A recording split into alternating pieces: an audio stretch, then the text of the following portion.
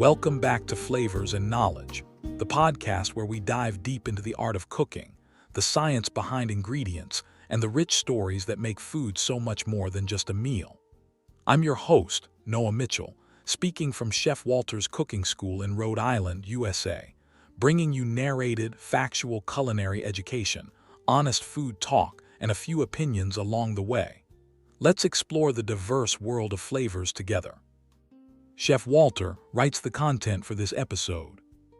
This segment is titled, "The Problem with the Word Best."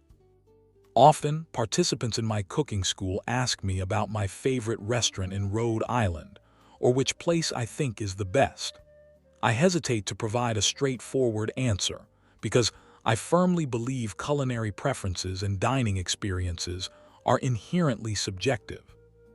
Let me tell you a story about taste, that most personal yet most hotly debated of human experiences. Picture this. You're sitting across from a friend at that hot new restaurant everyone's raving about, the one the local food critic crowned the absolute best Italian in the city. Your fork twists through handmade pasta while your friend takes their first bite of the same dish. Here's the strange truth, you're not tasting the same thing. Not really. While you savor what might be the most perfect al dente texture you've ever experienced, your dining companion, through no fault of their own or the chef's, might be having a completely different sensory encounter. This isn't just about differing opinions, it's about the very biology that makes us human. The illusion of objective taste begins to unravel when we peer into the science of our senses. That cilantro garnish dividing the table between lovers and haters. Blame a tiny genetic variation. How can your partner detect subtle floral notes in wine while you taste red? Thank you for your unique combination of taste receptors and saliva enzymes. Even professional tasters with trained palates experience this. Their expertise lies not in some universal truth, but in recognizing how their particular physiology interprets flavors. Yet our food culture remains stubbornly attached to absolutes, to definitive rankings and undisputed champions. We've created entire industries around declaring bests and worsts in a realm where such judgments are biologically impossible to standardize. Consider the curious case of the food critic, that mysterious figure whose pronouncements can make or break restaurants. How do we decide that someone who's never reduced a sauce until their arms ached, never balanced flavors while tickets piled up, never felt the burn of a busy kitchen's heat, gets to be the ultimate arbiter of culinary worth? There's something fundamentally unbalanced about a system where chefs spend decades mastering their craft only to be judged by those who have mastered little more than the art of the takedown review.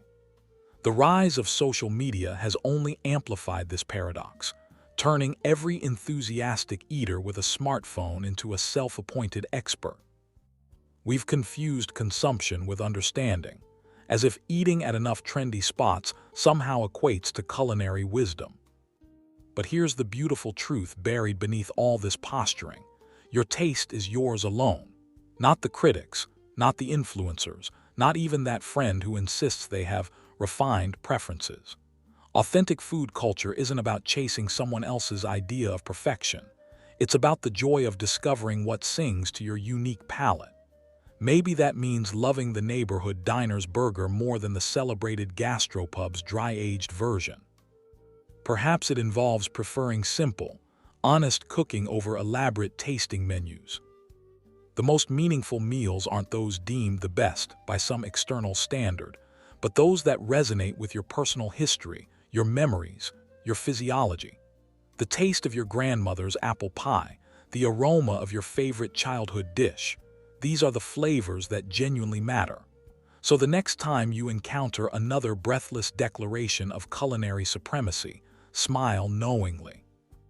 In conclusion, thanks for joining me on today's journey through flavors and knowledge. If you would like recipes associated with our podcasts, be sure to visit and subscribe free to our newsletter. All the links will be in the show notes. Remember to taste thoughtfully, cook with passion, and keep exploring the endless world of food. Subscribe for more, share with a fellow food lover, and I'll see you in the next episode. Until then, keep your eyes on the fire and stay curious. Simval Media in the USA produces this podcast.